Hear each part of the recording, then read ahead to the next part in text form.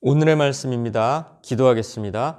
하나님 아버지, 오늘도 우리에게 말씀을 주시니 감사합니다. 이 시간에 진리의 영께서 인도하여 주셔서 주신 말씀 잘 이해하고 깨달을 수 있도록 순종하는 마음으로 받아먹을 수 있도록 은혜를 베풀어 주시옵소서. 예수님의 이름으로 기도합니다. 아멘.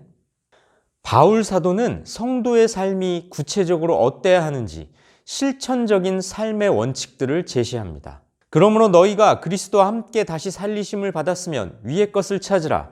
거기는 그리스도께서 하나님 우편에 앉아 계시느니라. 위의 것을 생각하고 땅의 것을 생각하지 말라. 예수 그리스도를 구주로 영접함으로 거듭난 성도라면 위의 것, 다시 말해 하늘의 것을 추구하라고 합니다. 우리 성도들은 위의 것, 즉 하늘의 것을 추구해야 합니다. 육의 것을 지향해서는 안 됩니다. 하늘나라의 소망을 두고 하늘의 가치를 추구해야 합니다. 이는 너희가 죽었고 너희 생명이 그리스도와 함께 하나님 안에 감추어졌음이라. 우리 생명이신 그리스도께서 나타나실 그때에 너희도 그와 함께 영광 중에 나타나리라. 그 이유는 예수 그리스도를 받아들임으로 옛사람은 죽고 새로운 생명을 얻었기 때문입니다. 그런데 새롭게 얻은 생명이란 그리스도의 재림 때까지 세상에 대해서는 감춰진 비밀과도 같다고 합니다. 우리에게 생명을 주신 예수 그리스도께서 재림하실 때 그리스도인들은 영광스러운 그리스도의 모습처럼 영광스러운 부활의 몸으로 변화될 것이기 때문입니다.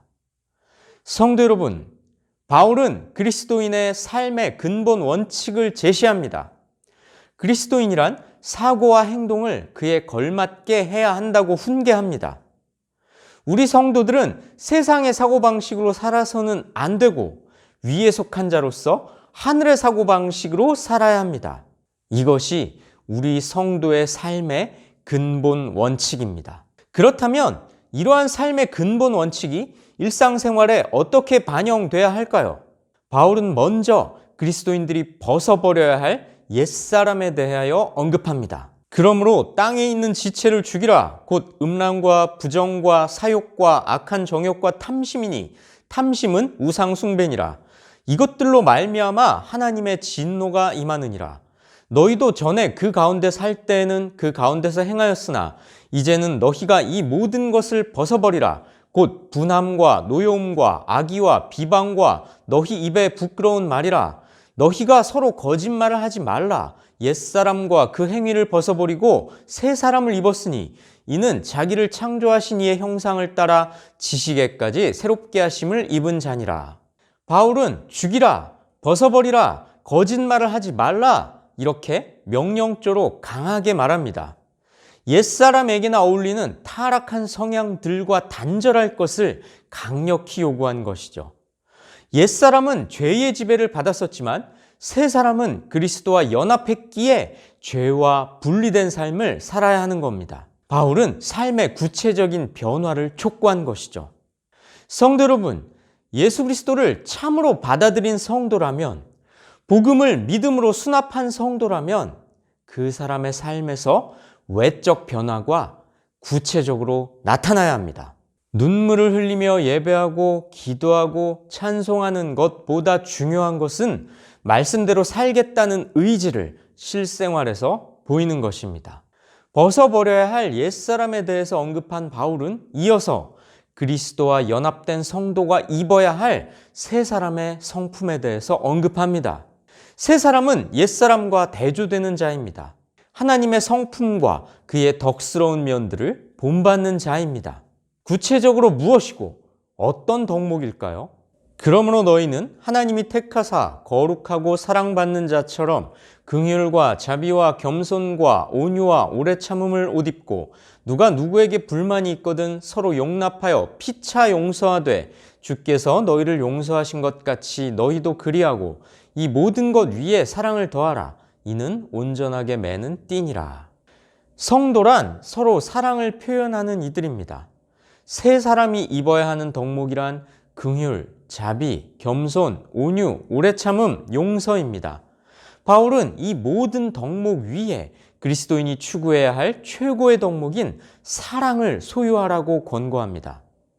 사랑은 그리스도인이 지켜야 할 모든 계명을 요약한 가장 큰 계명입니다. 사랑은 율법의 완성이기 때문입니다. 그런데 사랑이 온전하게 매는 띠라고 합니다. 사랑이란 온전함으로 인도하는 띠라는 것이죠. 그리스도의 평강이 너희 마음을 주장하게 하라. 너희는 평강을 위하여 한 몸으로 부르심을 받았나니 너희는 또한 감사하는 자가 되라. 성도들 사이에 갈등이나 차별이 생길 때 그리스도의 평강으로 통제하라고 합니다. 나아가 감사해야 한다고 훈계합니다. 그리스도의 말씀이 너희 속에 풍성히 거하여 모든 지혜로 피차 가르치며 권면하고 시와 찬송과 신령한 노래를 부르며 감사하는 마음으로 하나님을 찬양하고 또 무엇을 하든지 말에나 일에나 다 주 예수의 이름으로 하고 그를 힘입어 하나님 아버지께 감사하라. 성도는 그리스도의 말씀 안에 풍성히 거함으로 그 말씀의 능력으로 사는 자들입니다. 성도 여러분, 우리 성도들은 예수 그리스도를 영접함으로 영생을 얻었다고는 하지만 현재는 그 생명의 씨앗을 간직하고 있을 뿐 그 생명의 본체는 하늘에 간직되어 있다고 할 수 있습니다. 그러므로 우리 성도들은 그 생명을 완전히 얻게 될 그리스도의 재림 때까지 부단히 위의 것을 찾아야 합니다. 이 땅의 것들이 아니라 하늘의 것, 하나님이 기뻐하시는 삶의 방식대로 살아야만 하는 것이죠. 성경은 우리에게 나는 예수 믿으니까 됐다, 이렇게 쉬운 신앙생활을 말하고 있지 않습니다. 하늘의 것을 이 땅에서 이루기 위해 우리 삶의 성도다운 징표가 나타나야 한다고 강력하게 훈계하고 있습니다. 이 말씀을 가슴에 새기시고 성도다운 삶의 모습을 드러내시는 진짜 성도로 살아가시길 주님의 이름으로 축복하고 권면합니다. 기도하시겠습니다. 하나님 아버지, 오늘도 말씀을 통해 우리를 가르쳐 주시니 감사합니다. 예수 그리스도를 통해 구원받을 수 있는 구원의 통로를 우리에게 주셨고 구원 얻을 수 있는 기회를 주셨기에 우리가 하나님 앞에 전심을 다하여 하나님을 섬기고 성도다운 삶의 징표를 하나님 앞과 세상 앞에 드러냄으로 인하여 성도다운 삶을 살아감으로 인하여 아직 오지 않은 재림 때 얻게 될 그 최종 구원의 역사를 우리 삶에서 이뤄낼 수 있도록 하나님께서 기뻐하시는 열매를 맺는 삶을 살아갈 수 있도록 우리를 붙잡아 주시고 인도하여 주시옵소서. 예수님의 이름으로 기도합니다. 아멘.